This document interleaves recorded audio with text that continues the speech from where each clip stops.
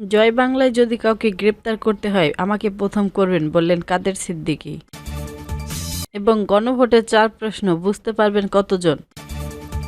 এদিকে ধানমন্ডিতে মারধরের শিকার সেই নারীকে জুলাই হত্যা চেষ্টা মামলায় গ্রেপ্তার দেখালো পুলিশ। অন্যদিকে স্বজন হয়ে উঠেছে ঘাতক। এতক্ষণ শুনছিলেন শিরোনাম, এবার জানিয়ে দেব বিস্তারিত।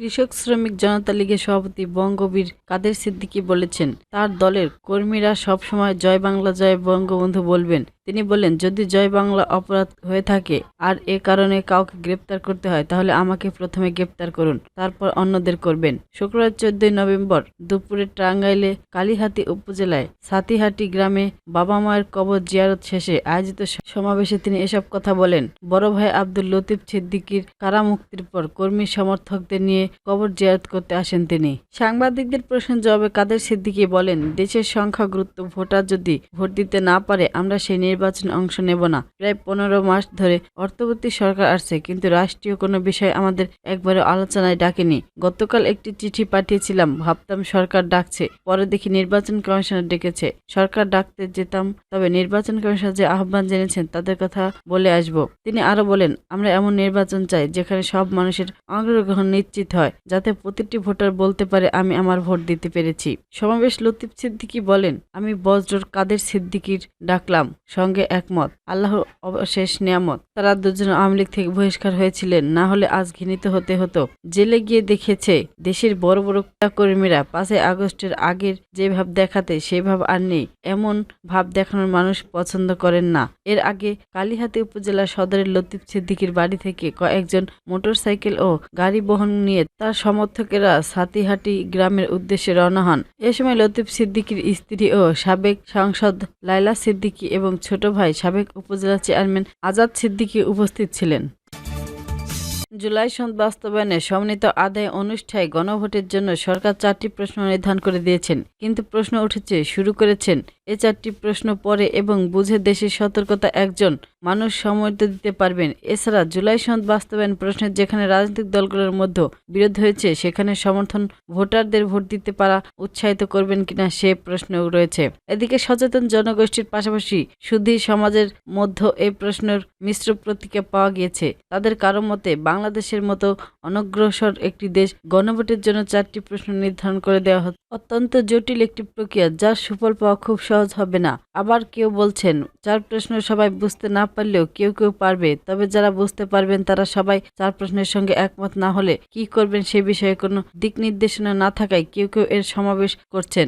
যারা বলছেন গণভোট ও জাতীয় নির্বাচন একই দিনে করা এবং উচ্চকক্ষে পিআর পদ্ধতি বাস্তবায়নের কথা বলে জামায়াতকে ইসলামী এবং বিএনপির উভয় দলকে খুশি করা হয়েছে, কিন্তু এটি করতে গিয়ে জুলাই সনদকে কঠিন করে ফেলা হয়েছে। বাংলাদেশের সাধারণ মানুষ এবং ভোটারদের মন স্তব্ধ বুঝে তার প্রশ্ন তৈরি করা হয়নি। মানুষ জুলাই সনদের বিষয়ে খুব বেশি অবহিত নয় বলে তারা মনে করেন। দার্শনিক সক্রেটিসের মধ্যে শিক্ষার উদ্দেশ্য হলো সত্য সন্ধান করা। আমেরিকার স্বাধীনতার জনক ও 3য় প্রেসিডেন্ট থমাস জেফারসনের মতে মানুষ এখনই ভালোভাবে অবহিত হয় তখনই তাদের নিজেদের সরকারের উপর আস্থা রাখা। শাহউদ্দিন মালিকের মতে যুক্তরাষ্ট্রের মতো অন্যান্য একটি দেশেও ইউরোপীয় ইউনিয়নে থাকে নাকি বেরিয়ে যাবে এমন প্রশ্নে শুধু পক্ষে বিপক্ষে ভোট হয়েছিল, অথচ আমাদের মতে দেশের 4টি প্রশ্ন জুড়ে গিয়েও গণভোট জটিল করা হয়েছে।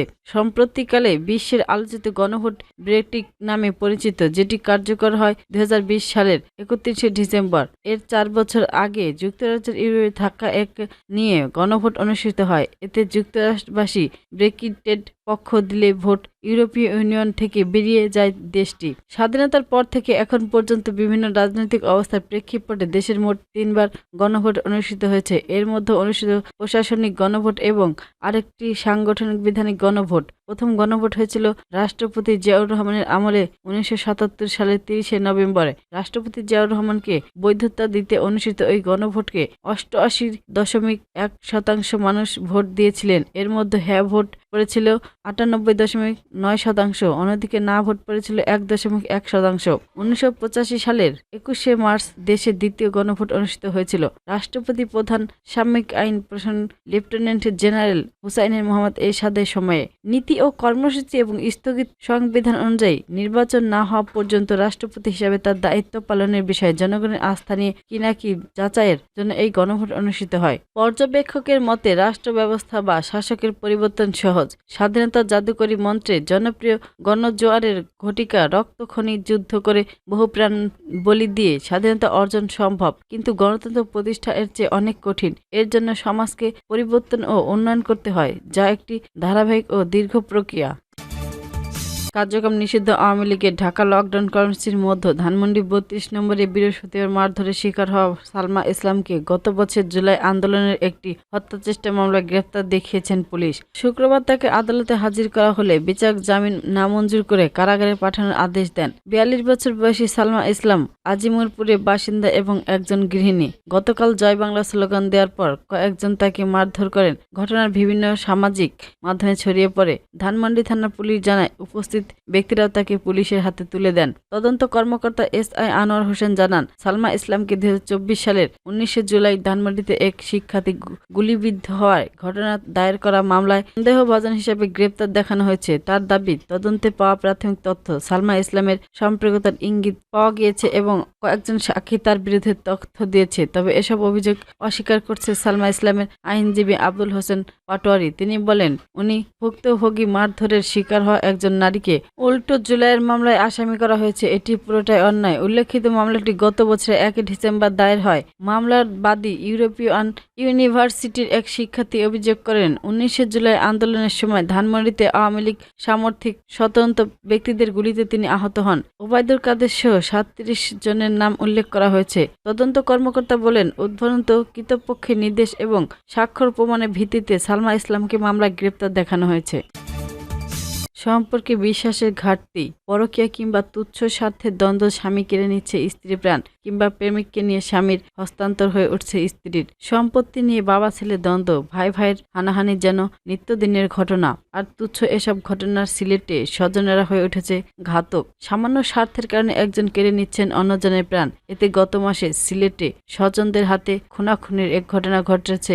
অত্যন্ত বৃষ্টি, সামাজিক ও পারস্পরিক দ্বন্দ্ব দুর্বল হয় এবং দিন দিন মানুষের মধ্যে স্বেচ্ছাচারী মনোভাব তৈরির কারণ এমন ঘটনা বাড়তে বলে মন্তব্য করেছেন সমাজবিরোধী। 9 নভেম্বর মাধবপুর উপজেলা সম্পদপুর গ্রাম থেকে 2 সন্তানের জননী সানজিদা আক্তার নিপার লাশ উদ্ধার করে পুলিশ। সানজিদার বাবার অভিযোগ, স্বামী শরীফুল ইসলাম গোপনে দ্বিতীয় বিয়ে করার পর সানজিদার উপর গুরুত্ব হয় শারীরিক নির্যাতন। বাবার দাবি, শফিকুল ও তার পরিবারের সদস্যরা পরিকল্পিতভাবে সানজিদাকে খুন করেছেন। 3 নভেম্বর একই উপজেলায় কররা গ্রামের রাজন মিয়া স্ত্রী শাপলা আক্তারকে হত্যা করে লাশ বালুচাপা দিয়ে রাখেন। পরের দিন আদালতে গিয়ে তিনি হত্যার দায় স্বীকার করেন। এর দাবি, স্ত্রী প্রক্রিয়ায় লিপ্ত হওয়ার তিনি খুন করছেন।